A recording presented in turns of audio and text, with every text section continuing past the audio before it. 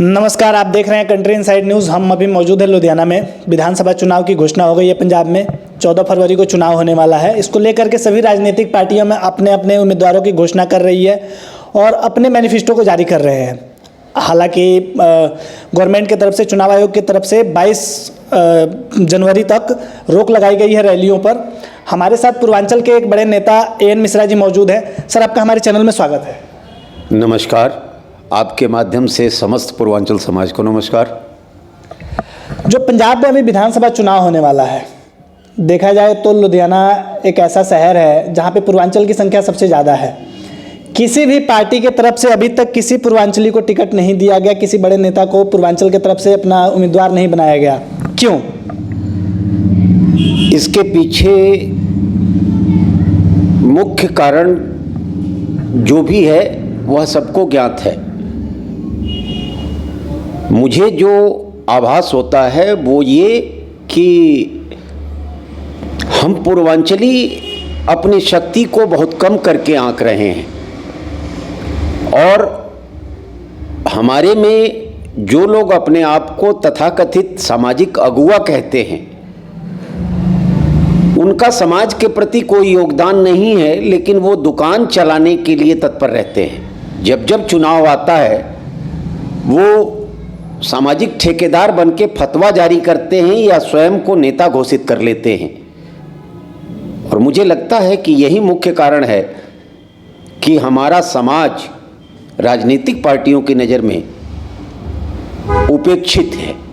पार्टियां हमारे इस संख्या बल को महत्वपूर्ण नहीं मानती हैं, या इन दलालों ने, सामाजिक ठेकेदारों ने ये साबित कर रखा है कि कोई बात नहीं, मेरे कहने से समाज चलता है। जबकि समाज के प्रति उनका योगदान क्या है यह मुझे आज तक पता नहीं। ये जितने लोग आज समाज में अगुवा बन के चल रहे हैं, ये सब चंदा देकर माला पहनने वाले लोग हैं मंच पर। समाज के किसी गरीब गुरबा के लिए कभी खड़ा होना, समाज की ज़रूरतों के लिए खड़ा होना, इनमें से किसी व्यक्ति को मैंने नहीं देखा है कि ये समाज के लिए चलें। और आज ये समाज के प्रतिनिधि के रूप में अपने आप को प्रस्तुत कर रहे हैं। और यह दुख का विषय है कि पूरे पंजाब में हमारी मतदाता संख्या जो है वो है, केवल लुधियाना में 3.25 लाख से ज़्यादा हम मतदाता हैं। और लुधियाना के 9 में से 3 विधानसभा क्षेत्र तो हमारे हैं, पूर्वी, दक्षिणी और सानेवाल। और तीनों में कहीं भी हमारे समाज के किसी व्यक्ति को योग्य नहीं समझा गया, किसी भी दल ने उम्मीदवार बनाने का प्रयास नहीं किया। इससे ज़्यादा दुखद बात कोई हो ही नहीं सकती। सभी पार्टियों की तरफ से मुफ्त में, चाहे वो बिजली बिल हो, पानी बिल हो या और कोई भी सुविधा, वो मुफ्त करने की घोषणा की जा रही है। ये मुफ्तखोरी समाज के लिए और आम आदमी के लिए क्या रंग लाएगी आगे चलकर? मुफ्त में क्या है? धरती का पानी बादल में गया और बादल का पानी बरस करके धरती पर दिख गया। मुफ्त तो कुछ भी नहीं है। आज सवाल यह है कि किसान का कर्ज माफ होगा। किसान ने जमीन गिरवी रख करके अपने बेटे को फॉर्च्यूनर दिया है तो उसकी किस्त माफ हो जाएगी। लेकिन एक गरीब आदमी, एक मध्यम वर्ग आदमी ने किसी बैंक से स्कूटर लोन लिया है, मोटरसाइकिल लोन लिया है, उसकी किस्त कौन माफ करेगा? हमारे ही टैक्सों से किसी का कर्ज भरा जा रहा है और हमें यह कहा जा रहा है कि हम मुफ्त दे रहे हैं। हमारे ही दिए गए टैक्सों से मध्यम वर्ग और निम्न मध्यम वर्ग, कामकाजी वर्गों के दिए गए टैक्सों से सरकार बैंकों के कर्ज को पूरा कर रही है, बिजली बिल के घाटे को पूरा कर रही है और कह रही है कि हम रेट घटा दिए या मुफ्त दे रहे हैं। यह समाज को कमजोर करने की एक परंपरा है। समाज को इसका विरोध करना चाहिए। अभी पंजाब में आम आदमी पार्टी ने एक नया मुहिम शुरू किया है। फ़ोन करें और मोबाइल नंबर जारी किया है, व्हाट्सएप नंबर जारी किया है कि आम जनता मुख्यमंत्री फेस चुनेगी। आम जनता के ऊपर केजरीवाल साहब ने मुख्यमंत्री पद को चुनने के लिए छोड़ा हुआ है। इस पर क्या कहेंगे आप? क्या मतलब आप इसको किस नज़र से देखते हैं कि एक मुख्यमंत्री पद को आम जनता के लिए इन्होंने छोड़ा हुआ है? मुख्यमंत्री पद को उन्होंने छोड़ा है या नहीं छोड़ा है। निखिल जी, सबसे बड़ी बात यह है कि केजरीवाल जी शायद ये भूल गए कि दिल्ली पर कब्जा उन्होंने इसलिए किया कि पूर्वांचल बाहुल्य क्षेत्रों से उनके 8 और 9 विधायक पूर्वांचली हैं, जिसके कारण कांग्रेस का वोट बैंक शिफ्ट होकर के केजरीवाल जी को मिला और केजरीवाल जी ने वहां सत्ता संभाली। आज पंजाब में मुख्यमंत्री वो चाहे फोन से चुन लें चाहे बंद कमरे में चुन लें, लेकिन मैं फिर कह रहा हूं, कुल मिलाकर के मेरी सोच अपने समाज से जुड़ी हुई है और जो पूर्वांचल समाज का बहिष्कार किया गया है इस चुनाव में, मैं फिर आपके माध्यम से निवेदन करना चाहूंगा कि अगर सिर्फ हम 10 पूर्वांचली महाविपत्ति महाकोरोना काल में अपने समाज की मर्यादा को संभाल सकते हैं, अपने समाज को बिखरने से दुखी होने से बचा सकते हैं, वो 10 लोग आज भी लुधियाना की धरती पर रहते हैं। और उन लोगों ने लुधियाना ही नहीं, उन लोगों की मदद से पूरा पंजाब संभाला है मैंने। और आज पूर्वांचलियों की क्षमता इस बात में है कि तमाम राजनीतिक दल जो हमारी उपेक्षा कर रहे हैं, पूर्वांचलियों की उपेक्षा, क्योंकि 6 बजे भोर में वोट देने वालों की लाइन पूर्वांचलियों की होती है।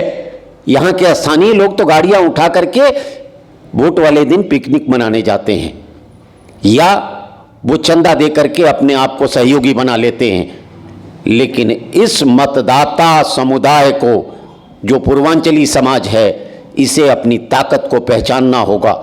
और मैं बार बार हर चुनाव में बोला हूं और अब की फिर बोलूंगा कि पूर्वांचलियों, अब किसी रानी की कोख से राजा पैदा नहीं होता, अब हमारी उंगलियों से हमारा प्रतिनिधि पैदा होता है।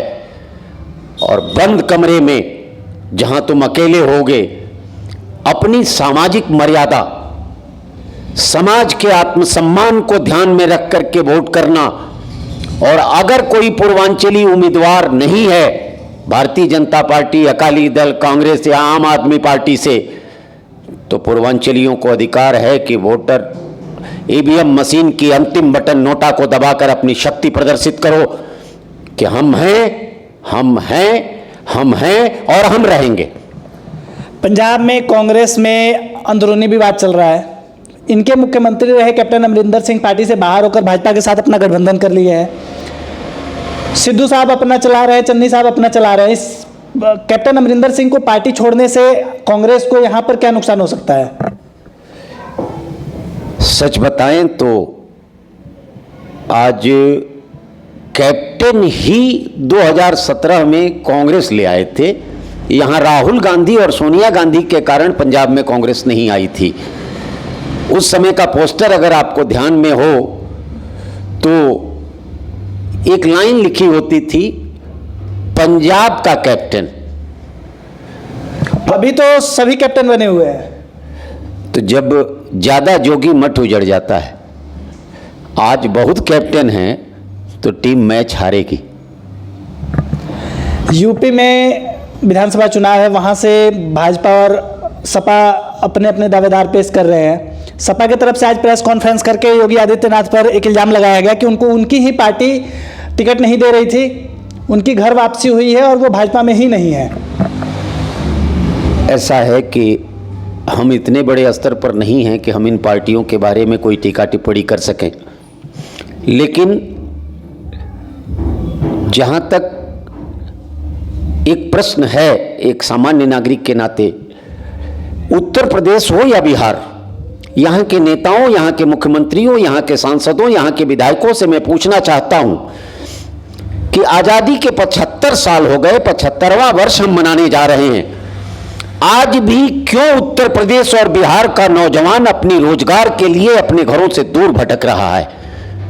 सरकार की नाकामी है। शिक्षा के लिए गरीबों के बच्चे अमीरों के बच्चे से ज्यादा योग्य हैं पढ़ने में, लेकिन उनके पास हॉस्टल का खर्चा उठाने और सुदूर प्रोफेशनल डिग्री कॉलेजों के फीस भरने की ताकत नहीं है। आज तक मैंने बहुत पहले नीतीश कुमार जी से कहा था, आज ये जोगी जी से भी, अखिलेश जी से भी कहना चाहूँगा कि प्रदेश को शिक्षित कर दो, प्रदेश विकसित हो जाएगा।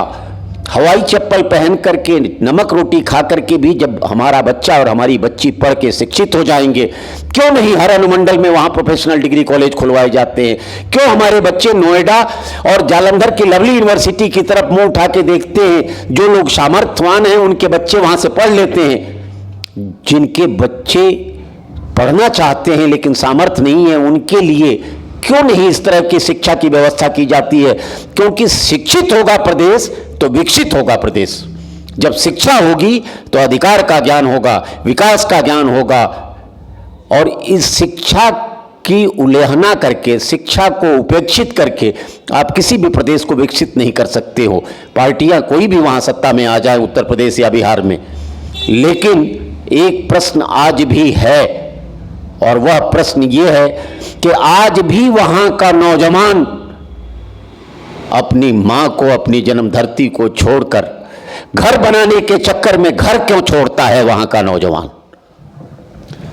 तो एएन मिश्रा जी का सरकार से सवाल था। आप सुन रहे थे कंट्री इनसाइड न्यूज़ पे एएन मिश्रा जी, पूर्वांचली नेता को। कंट्री इनसाइड न्यूज़ के लिए मैं निखिल दुबे, मेरे सहयोगी गोविंदा के साथ लुधियाना, पंजाब से।